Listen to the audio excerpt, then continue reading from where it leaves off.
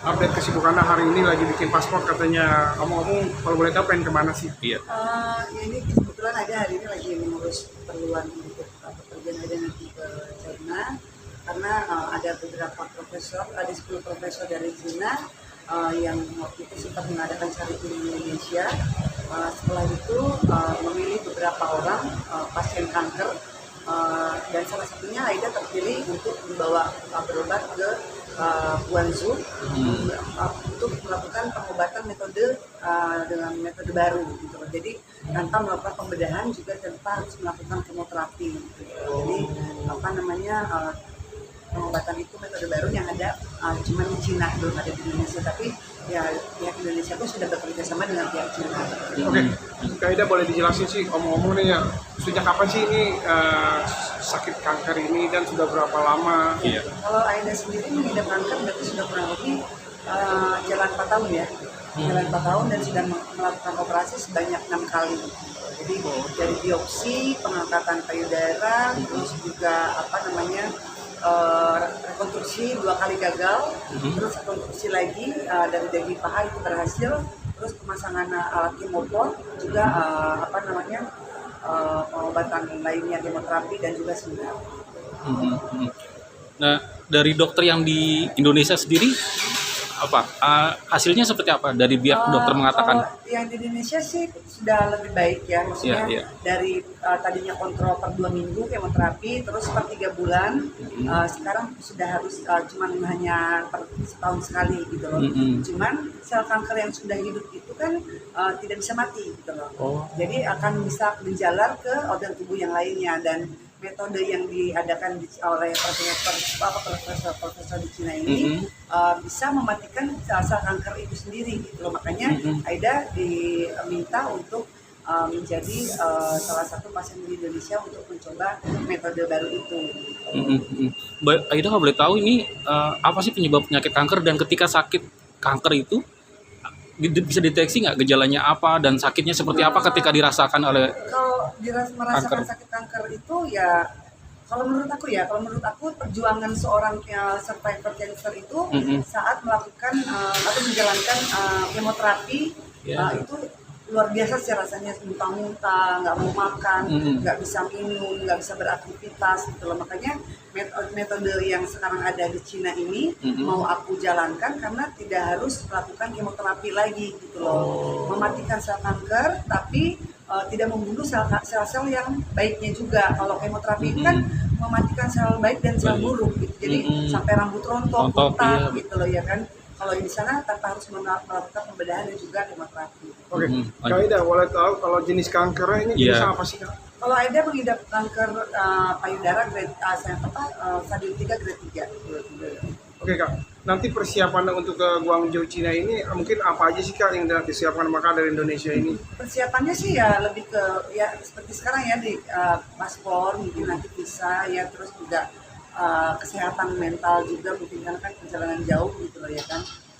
Nggak ada persiapan apa-apa sih, persiapan mental aja untuk supaya mempersiapkan lebih sehat lagi nantinya gitu. Oke, Kak Aida, dari sini berangkat berapa orang, Kak, kalau mungkin? Kita rombongan, ada beberapa rombongan dari Indonesia, ada pasiennya 5 orang yang dipilih oleh 10 profesor dari Cina, terus juga ada Kak Kamel Petir juga, terus dan juga rombongan beberapa dokter dari Indonesia.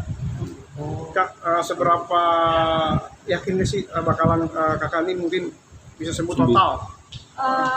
Bismillah ya, ini adalah salah satu ikhtiar Aida untuk gimana caranya bisa sembuh, karena kalau kanker ini kan seperti jantung ya, maksudnya akan ada seumur hidup di dalam tubuh gitu loh. Tapi kalau misalnya kita terus ikhtiar dan terus berusaha untuk sembuh dan bertahan hidup, ya apa salahnya gitu, perjuangkan terus. Kak, ini kan kakak maaf ya, sedikit masalah pribadi, ini kan single parent ya? Iya, single parent ini kan membutuhkan support dari keluarga, dari orang-orang terdekat. Gimana Kak supportnya? Alhamdulillah aku memiliki keluarga yang sangat support banget, dan itu adalah support system terbaik aku adalah papa, mama, adik-adik, terus juga anak-anak ya yang masih kecil-kecil. Itu adalah semangat aku yang membuat aku masih bisa berdiri dan mencari nafkah sampai sekarang gitu. Oke Kak, ada rasa ketakutan enggak sih dalam diri kakak nih mengenai penyakit kakak ini, nanti kalau misalnya gue sakit atau apa, gue mungkin akan ya gimana lah ke depannya, itu seperti apa kak?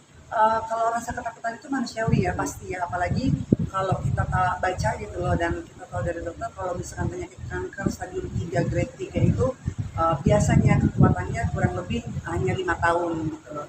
Cuman ya kan rezeki, umur, jodoh semua Allah yang menentukan ya gitu loh. Jadi aku kembalikan lagi sama Allah, apapun yang terjadi kalau memang sudah kehendak Allah ya aku terima gitu. Cuman aku sekarang lebih mempersiapkan diri menjadi Aida yang jauh lebih baik, karena ya ini merupakan kesempatan kedua buat aku gitu loh yang diberikan Allah, supaya mudah-mudahan aku bisa lebih bermanfaat untuk keluarga, untuk teman-teman, untuk anak-anak gitu aja sih. Oke, kayak ada pesan nggak sih dari anak-anak, mungkin mama ayo dong mama semangat, mama harus kuat, mama harus sembuh, ada seperti itu? Ya, anak-anakku tuh baru umur 9 tahun dan 10 tahun gitu, jadi masih kecil.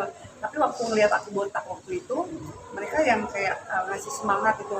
Bunda sakit kanker ya, walaupun mereka nggak paham kanker itu buruk apa gitu loh. Tapi aku mencoba berbicara secara dewasa dengan orang dewasa gitu loh, bahwa kanker ini akan menyebabkan kematian itu apa, akan ditinggalkan, nanti abang harus kuat, harus begini gitu loh. Jadi harus nurut sama abah tuh ayah papaku gitu loh. Jadi sudah dikasih wejangan dewasa supaya dia tidak kaget kalau suatu saat kehilangan aku gitu. Oke. Di umur 9 tahun udah dikasih wejangan yang begitu berat, akan merasa kehilangan, gimana ya rasanya buat seorang anak itu? Nangis itu, bunda jangan pergi, bunda harus sehat gitu loh. Dan aku juga nangis sih, karena mereka kan walau gimana pun juga hidup sama aku kan, cuma bertiga gitu loh. Dan mereka cuma punya aku, walaupun ada kakek neneknya gitu, tapi beda pasti rasa yang diberikan kasih sayang seorang ibu kepada anak, dan orang-orang lain ataupun keluarga lain kepada cucunya atau kerabatnya gitu. Oke, Kak Aida, di saat kakak sakit ini, apakah kakak tetap mencari nafkah untuk anak-anak dengan kakak kan saya tahu kan DJ nih ya, pola hidupnya nanti seperti apa sih? Ya, sebetulnya sih memang pola hidup DJ ini memang seharusnya sudah tidak perlu dijalankan gitu. Cuman bukan tidak percaya dengan rezeki, tapi memang jalannya ya dibukakannya di sini. Jadi ya aku coba ikuti alurnya aja gitu loh. Dan tapi sambil mengumpulkan modal untuk supaya bisa hijrah ke pekerjaan yang jauh lebih baik gitu loh. Jadi pelan-pelan gitu, lebih pilih-pilih job juga gitu loh. Terus lebih mengurangi jadwalnya, nggak terlalu padat. Kalau dulu kan hampir 1 bulan tuh hampir full gitu ya kan, kalau sekarang lebih pilih-pilih karena harus disediakan jam-jam istirahat gitu. Kak, ini cancer kan cukup dikatakan penyakit yang mematikan ya, ganas juga. Ini udah stadium tadi? Stadium 3 ya. Cukup berat juga ya. Apalagi sih yang mungkin kakak mungkin batasi atau jaga untuk menjaga kesehatan supaya imun tubuh kakak itu tetap kalau sehat? yang Aida lakukan sih tetap berobat rutin ya secara medis, terus juga mengkonsumsi pengobatan pendamping medis juga, terus juga olahraga pastinya, terus juga menjaga pola makan. Boleh sebetulnya katanya nggak boleh makan ini, nggak boleh makan itu. Kalau Aida sendiri nggak ada pantangan, tetap makan apapun itu, tapi yang penting jangan berlebihan gitu loh. Mbak Ida sempat mengeluh tentang penyakitnya Mbak Ida kepada orang tua ataupun mungkin siapa gitu. Kenapa sih harus ini terjadi pada saya? Dan cobaan berat ini harus terjadi dengan saya? Pastilah, namanya keluhan itu manusia pasti ada mengeluhnya gitu. Tapi kalau menurut aku berpikir percuma mengeluh pun gitu loh. Justru aku berubah, maksudnya merubah itu menjadi syukur gitu loh. Kalau tidak semua orang mendapatkan kesempatan seperti ini, karena kesempatan ini adalah untuk Allah memberikan kasih sayangnya sama aku, untuk menghapuskan dosa yang sudah pernah aku lakukan sebelumnya gitu. Kan banyak orang yang tiba-tiba meninggal gitu. Kalau tanpa harus dihapus dulu dosa, diberikan cobaan tapi kalau misalnya aku diberikan sakit dulu, mungkin aku bisa jadi lebih mengingat Allah, mendekatkan diri lagi sama yang di atas gitu, terus memperbaiki diri jadi lebih baik lagi gitu. Mbak Ida sekarang lebih saya lihat lebih kesan dewasa dan lebih religius ya ketika peristiwa penyakit yang diidap oleh Mbak Ida, melihatnya apakah halnya seperti itu juga, lebih kelihatan dewasa lebih, dan lebih jadi cambuk sih buat aku, dan lebih ternyata Allah sangat-sangat baik dan sayang sama aku gitu loh. Jadi aku memang harus bersyukur dan memanfaatkan kesempatan kedua ini gitu loh. Jadi ya dari cara bicara aku dengan orang lain gitu loh, cara pola berpikir itu harus menjadi jauh lebih baik daripada sebelumnya, karena kita kapan meninggal itu kan kita nggak tahu gitu loh, jangan sampai kita meninggalkan musuh gitu loh, ataupun apa namanya kesan yang tidak baik saat nanti kita hidup. Dan ketika menghadapi penyakit ini, apa cobaan yang terberat yang dirasakan oleh Mbak Ida sendiri? Saat waktu kemoterapi sih.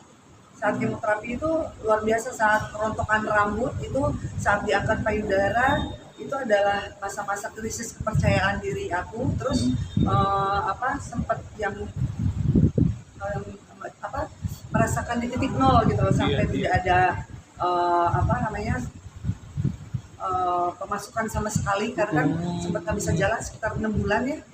Jadi tidak bisa mencari nafkah untuk anak-anak dan